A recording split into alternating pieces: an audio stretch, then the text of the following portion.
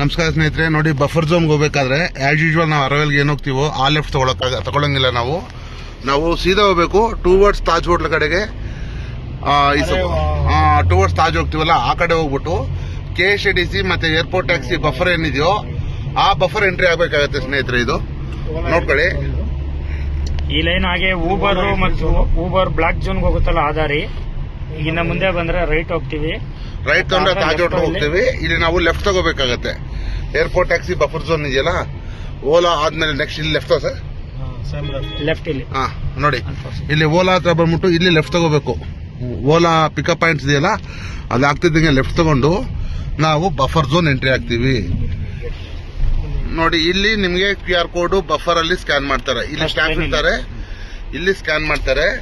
ಇಲ್ಲಿ ಸ್ಕ್ಯಾನ್ ಮಾಡಿದ್ಮೇಲೆ ನೋಡಿ, ನಿಮ್ಗೆ ಈ ಬಫರ್ ಝೋನ್ ಅಲ್ಲಿ ಒಂದು ಕೆಫ್ಟೇರಿಯಾ ಇತ್ತು. ನಿಮ್ಗೆ ಅಂದಾಜು ಐಡಿಯಾ?